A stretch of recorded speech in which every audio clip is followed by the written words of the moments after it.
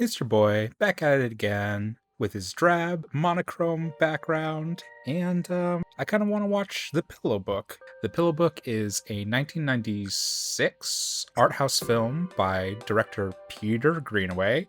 Peter Greenaway is a weirdo. He's one of my favorite directors of all time. I don't know if you could tell that. Can you guess my favorite Peter Greenaway film? Peter Greenaway has this odd effect on prestige British actors where he manages to convince them to show off their peens. If you've ever wanted to see Voldemort's dick, you can do so in The Baby of Meccan. He convinced Martin Freeman to do so in Night Watching. It's about what you'd expect from Martin Freeman. That's not a knock on him. It's just stating a reality. And, well, Ewan McGregor couldn't walk 7 feet without showing his dick in the 90s. So, of course, we have the artist present here in The Pillow Book. The Pillow Book is based off of It would be an anachronism to call it a collection of essays. But it's a collection of essays from a lady of the court in the 11th century Japan. I read one of her works back in like middle school nerd camp. Having said that, I have no idea what the Pillow Book is about. I figured it would just be a good movie to watch and, you know, never get my channel monetized. I just want to watch some weird stuff. Let's just watch some weird stuff. Let's watch The Pillow Book. The iconic Sacha Vierny, frequent collaborator with Peter Greenaway. By the way, I forgot to say, if you've never seen a Peter Greenaway film, get ready. Most people know him for The Thief, the Cook, His Wife, and His Lover. If you think that's like as far out as his films are ready to go, wait till we get our hands on you. In lockdown, I've really been getting into kind of the tattoo aesthetic and, you know, by proxy, calligraphy, and just concepts of how art can intersect with the body in forming a new kind of expression.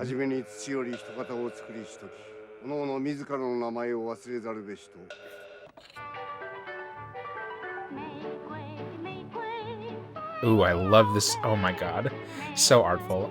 This is transposing the Pillow Book at the very least outside of its 11th century origins, say Shonagon, the original author. Maybe taking the ideas, the concepts explored in the original material, and kind of transposing it to modern day applications. Issues of courtesy, of culture, of beauty,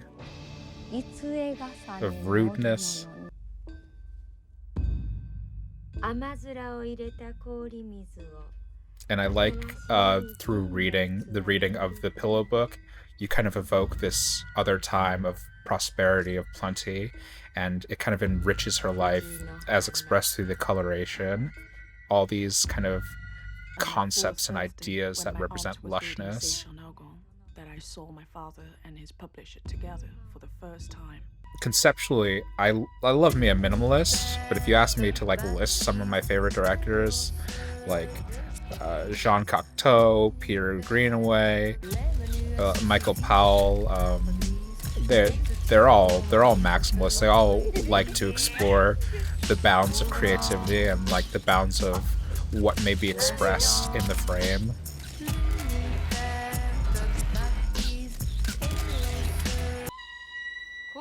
His use of like reds will always be so ugly to me, and yet so expressive and shocking.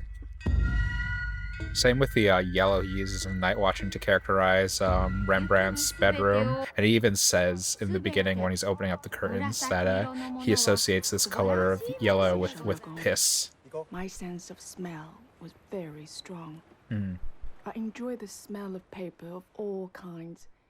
It reminded me of the scent of skin. Peter Greenaway is very, very tactile. Oh my god. I love it. Using projections in such a different way than other directors. I could not be sure which was more important. An indifferent calligrapher who was a good lover, or an excellent lover who was a poor calligrapher. There's a lot of blends of elements in all of these shots too that I'm kind of just noticing because it's being pointed out. But there's like, you know, you see the reflections of water against wood, the oil of the paints that are mixing with water and brushed against her face.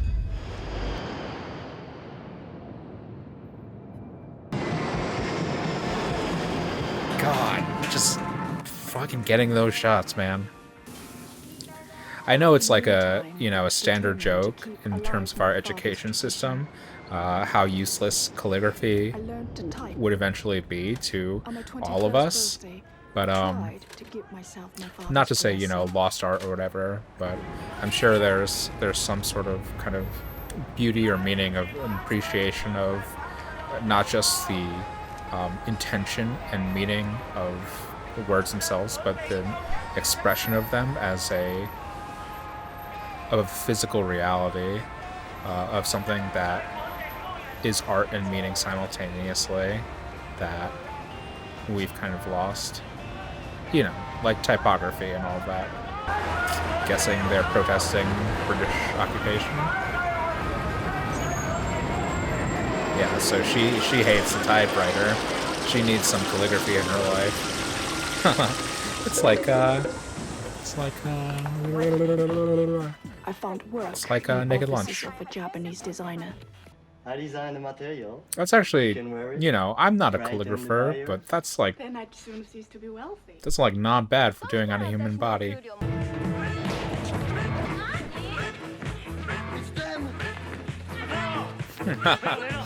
Very, very, very 90s Jackie Chan. What are you doing here? Are you responsible for this?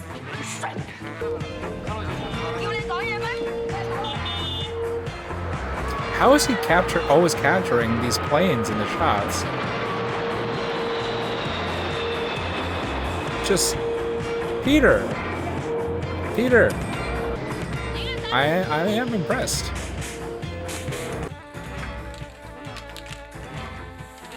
Used Hoki, the Japanese photographer from Kyoto, as a pawn to find me.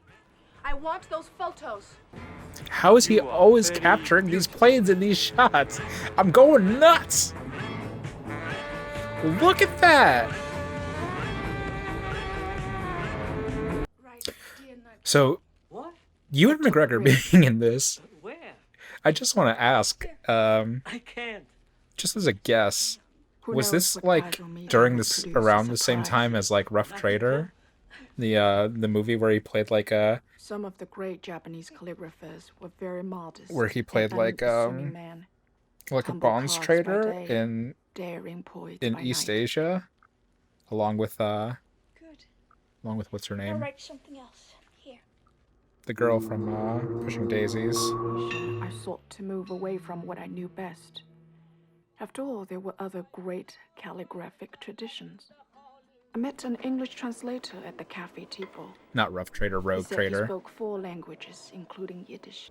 I don't remember if that was his hair length in Rogue Trader, but you know, if he was already in Asia for these, dude, your calligraphy is terrible. There is no artistry to it whatsoever.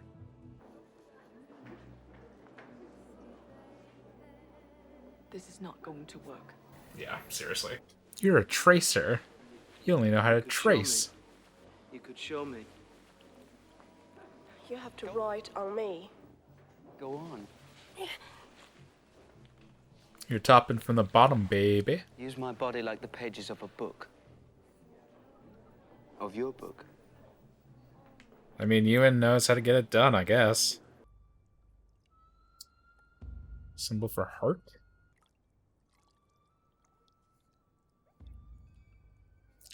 Treat me like one of your French girls. I can imagine a world where that would sound sexy as hell. I perhaps lack imagination, but that kind of supplication, I'm sure it rocks some people's jimmies. Some nice lingerie. Ooh. I mean, that's giving me some sort of chill that I can't explain. I began very tentatively, thinking of Sacha lists of anatomical comparisons. For my first experiment in using That's cool precious that she's paper, becoming a calligrapher I herself. made a deal with an Englishman who was entirely ignorant of Oriental languages. I like this artist's journey that Nagiko is undergoing. Cool story. I wasn't expecting it. I was gonna discuss how this movie kind of treads a line in terms of depiction of Asian femininity and passivity, and whether or not Nagiko could be seen as an active participant in her story, whether as an artist, as a person, as a sexual being. And so this transition into her being an artist as opposed to simply a canvas is a cool development. ねえ、体が必要なら体に描くって決めたんだったら何も外人に描かなくてもいいじゃない。 And it kind of, in some ways, I think, parallels say Shonagon's own relationship with her her femininity and her placement in society. Because you're from Kyoto. And you're young. Your handwriting is illegible. Her Besides, her your diary, skills don't make a her good paper. pillow book, Watch. informs on a degree of activation or actualization that flows beyond the restrictions of her society and her culture. 出版社に送ってもいいよ。 Let me try. And I kind of like, I'm interested in seeing how this perhaps develops, this concept of replication. Let's get an all certified copy about it, but the idea that the artistry is being transplanted from a real living thing, like calligraphy on an actual body, into a photograph capturing an idea of an artistic work, and then eventually transferred into possibly a book, a recapturing of a capture of a piece of art, and how much of the work is like retained and how much is transformed in the adaptation, which is also a question for a movie itself being a very kind of loose adaptation of the Pillow Book, and how much is kind of interpreted directly or indirectly. I feel that we are unable to consider publication of this material. No, she's looking good in the all black. Seduce him. Paperになりすまして。 Finally getting some of the famous Greenaway pans and this continuous relationship with the present and the past through artifacts of art. The publishing house connects her to her father and to the publisher and to Sei Shonagon. Haha! Ewan with the same publisher, what the fuck? And similarly, she met her husband at the publishing house when she was a child, and perhaps she's having a similar encounter here with Ewan McGregor's character. I met Jerome in the Cafe Tipo and asked him for the services of a translator. I talked to him and I flattered him, and I admired all the books he had yet to write. First transaction was strictly financial. He offered to write a check, but had no checkbook. I volunteered the palm of my hand.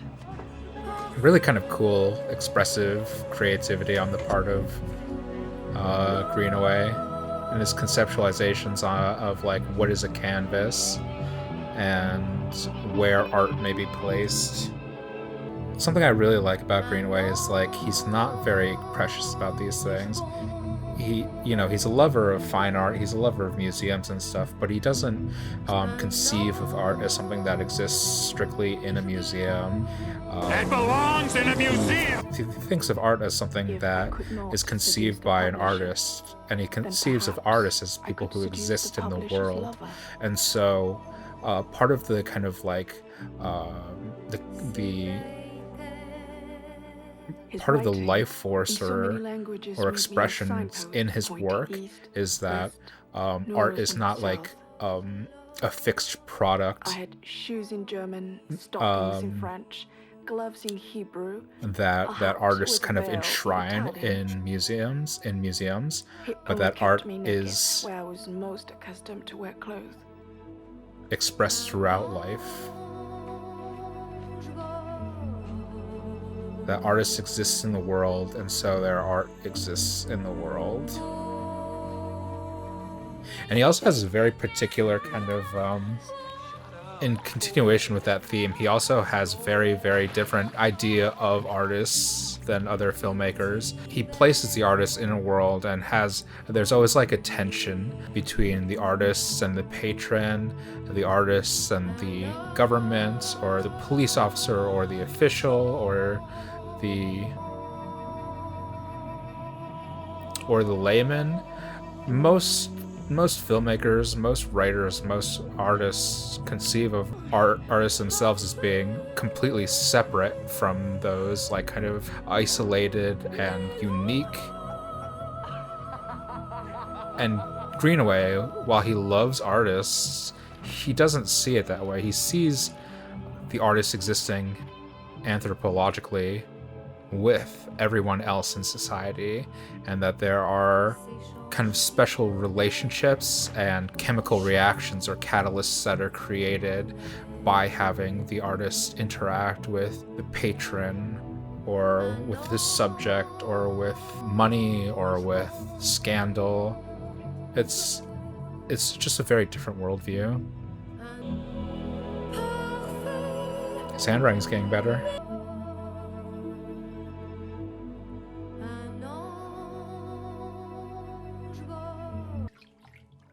You know, like with this giant vase, like art is not some abstract fixed thing. It's something that people bathe in and fucking. So many integrated forms of art are on display in this film. You think it'll just be about tattoos or calligraphy, and then it's also about printing, bookmaking, textiles, fabrics, music, translation. I don't know if it's Peter Greenaway's aim, but it does make me appreciate that there's a world of art in our lives, art that is interactive, and not just something that's to be consumed, but something that's to be He painted in the eyes. something that's to be bathed in, something that you can fall into, be saturated by. I could be your messenger. You could write on me. Sacrifice? But not without pleasure for you? I really like the kind of time that Greenaway takes with the paintings of the bodies, or like the rituals that involve the bodies.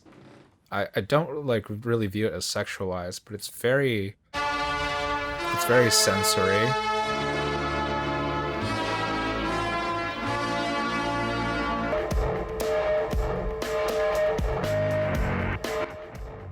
Yeah, Peter Greenaway is willing to get experimental with the music, and that can sometimes date his work. I mean, you know, Ewan McGregor is packing an impressive peen. It's a very different role from what he was doing in Silence. It's a very different role than what Ewan McGregor was doing in Rogue Trader. Ladies will love the I don't know how to describe it. The spine of Ewan McGregor. He just has such a soft way of standing.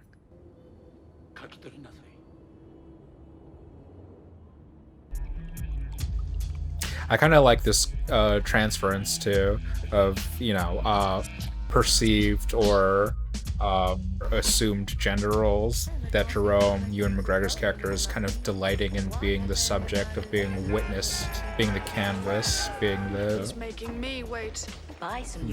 feminine object of sexuality.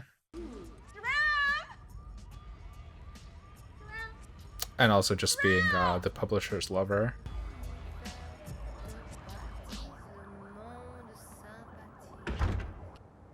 That thing, whatever that thing is on the wall, the hat with the garment, just looks like the Babadook. And of course, with the American, there's just like so much waste evident. So much shredded paper and discarded menus. Gluttony? Exhibitionist. Interesting.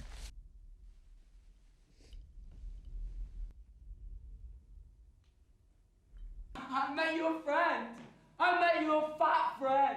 He was coming in my bed. My bed for my body. Jerome's a little possessive, huh? Possessive like a lover? Possessive like a patron expectant of the work of his artist. Interesting relationship of ownership. This one, for a good time, make it Suntory time. A little bit of Keith Haring style.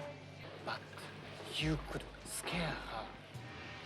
Like in Romeo and Juliet? Shakespeare? And I mean, I kind of think that Hoki's trying to get rid of a rival. But Jerome seems foolish enough to fall for it.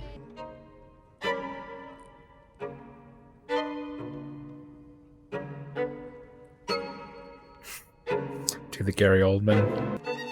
In terms of, you know, set design and costume design, just a small note. I do like that Najiko's home and McGregor's costuming in this scene are meant to evoke the colors of paper. It's also just a good idea to wear linen in Hong Kong.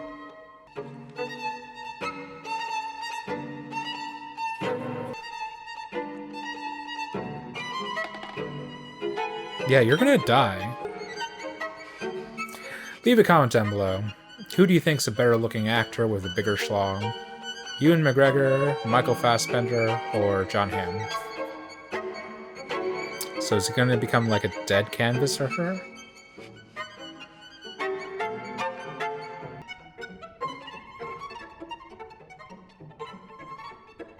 We're waiting on the fire to happen, but he did also say in one of their previous interactions that he would become a sacrifice for her. We can start again from where we left off. We can revenge him. We need to work. Symbol for heart, for love. Book of the Lover, that makes sense. I like that change in the colors. That was interesting. She really can't write Japanese. Jerome!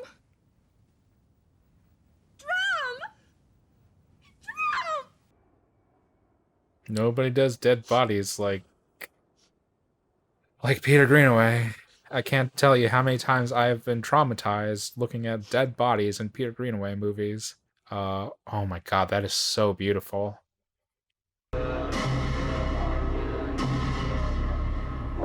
This calligraphy really, really improved until the end. And that looks like the typeface for Night Watching, actually. I wonder if Peter Greenaway hired the same calligrapher to at least write the title script for Night Watching. It was the second major fire in my life. The first fire had taken me out of Japan. The second took Would me return back. me. Yeah.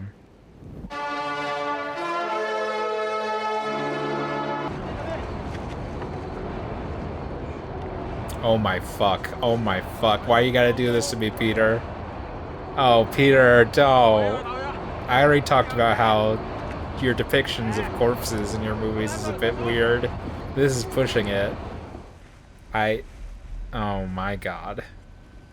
What does he want? Is he looking for text? So it would be amazing if he cut off the skin. Shouldn't be bleeding anymore, but okay.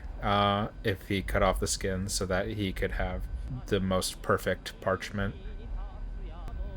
I was thinking in one of Ewan McGregor's posturings while he was naked that he looked a little bit like Buffalo Bill.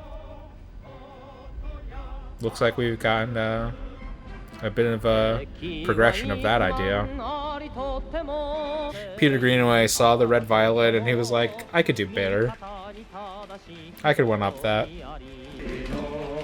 I don't have the knowledge offhand, the names of them, but there are definitely skin books that exist in the world. You can check them out if you want. I'm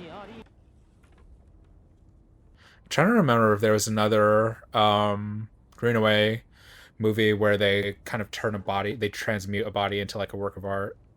I mean, I guess you could make the argument for the thief, the cook, the wife, and his lover, turning the body into food. Similarly, very brutally in The Baby of Macon, a body is turned into a play. He's having sex with this book, with this parchment. Man, I like I say, like Greenaway goes to places. I never said there'd be places you wanted to go. I had promised Jerome 13 books. I could not now write them on Jerome's body. I found substitutes in Japan.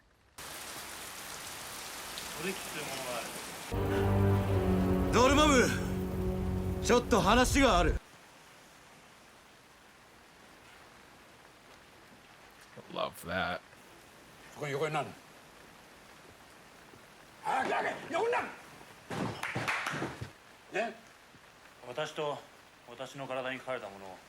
love your suit, girl. I just gotta say, that is cute as shit.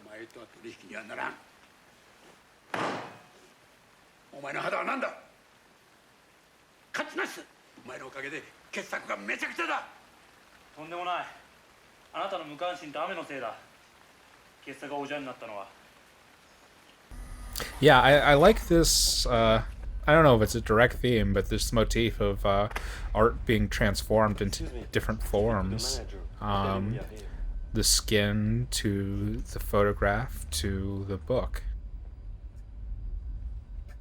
It's reflecting the same kind of process of adaptation of the book to the film.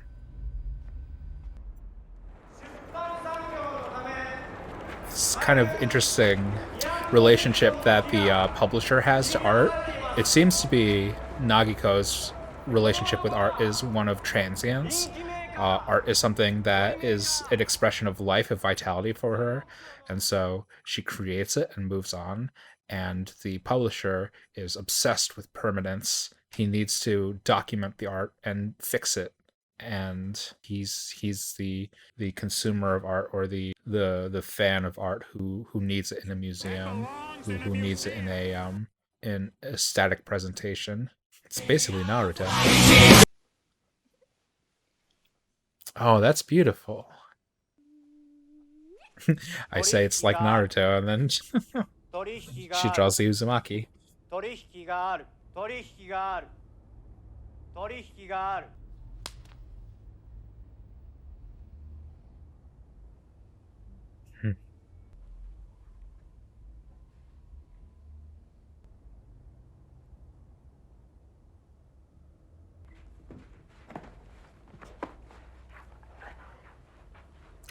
I was very, very afraid he would try to go into the asshole. An oil check, as referred to by wrestlers. Secrets?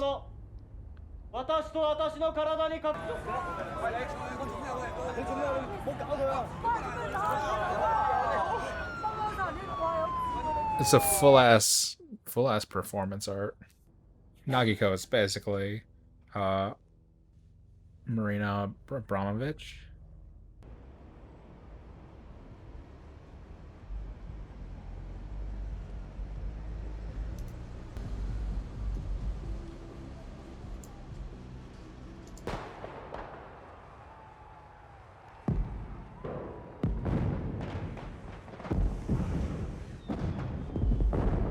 In just a teensy bit of a class reading, I kind of like that the publisher will always be a consumer of art. He can never be the producer nor the canvas. His relationship to art is strictly or consumerist. And art for him is not something that's like comforting or sympathetic. It is something that is collectible, and as a result of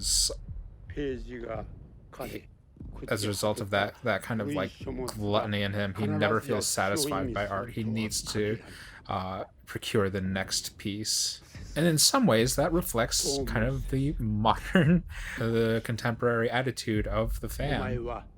But that's something I should not comment on, and I'll leave it to your own judgment.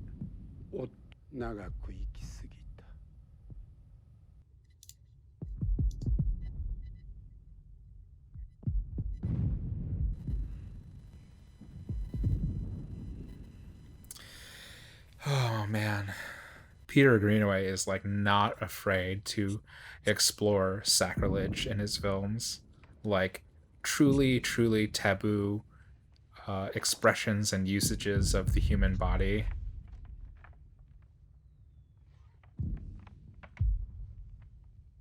I think of Greenaway as, you know, being a director who's obsessed with art. I think more than that, he's a director obsessed with the human body.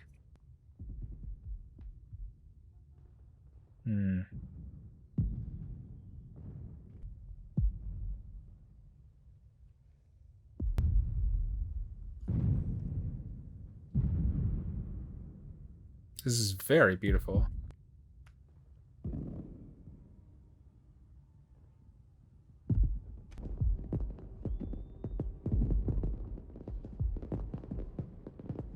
This is the writing of Nagiko Yukino.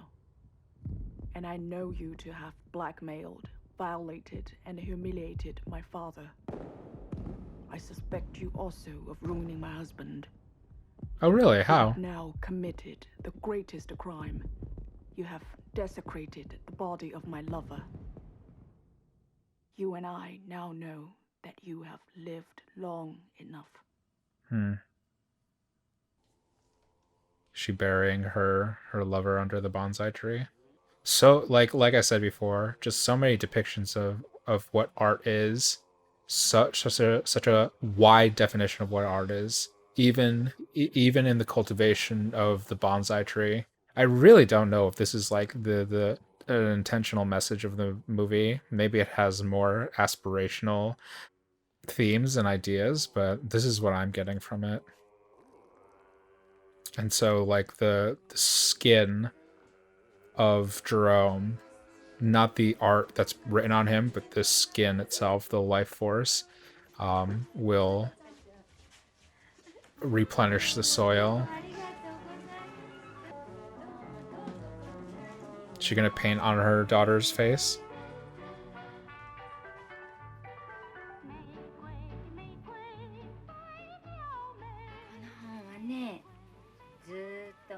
Today, I am 28 years old. And on my 28th birthday, I have experiences enough to write my own pillow book. The pillow book of Nagiko. I kind of like that she's saying this as a 28-year-old. An artist can be born at 28 years old with enough to fill an entire book.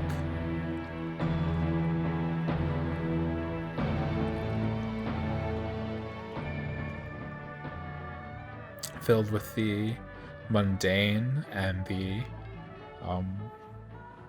sublime and the miserable.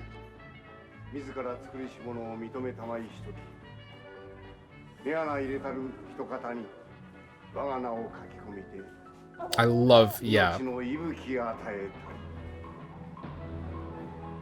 Art is an affirmation of life. And I think that's actually, yeah.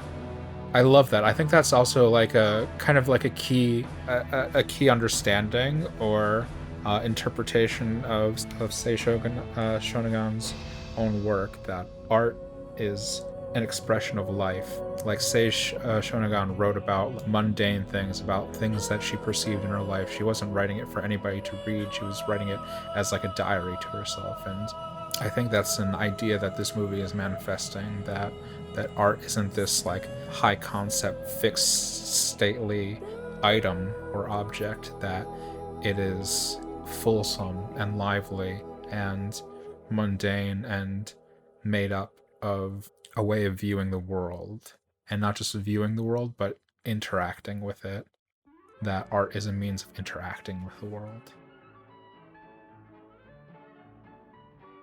Yeah,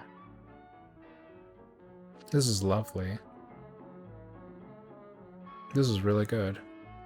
I'm always blown away by Peter Greenaway's ability to blend the corporeal with the sublime. You should check this out. Let me know in the comments what your favorite Peter Greenaway movies are. If you've only seen The Thief, the Cook, and His Wife and His Lover, I really recommend journeying out a little bit into his other works. Some of them are a little bit, I'm sure you can get the sense, are a little bit high concept and a little bit weird. Easier entryways, I'd say, would be like Belly of an Architect is a good one. Most recently, I think Eisenstein and Guadalujanto is really accessible. That's like a really easy, approachable movie to watch if you want to get a sense of Greenaway's stuff. This was really, really a beautiful work. Yeah. Let me know down below whose dick you want to see next. And until next time, keep watching good movies.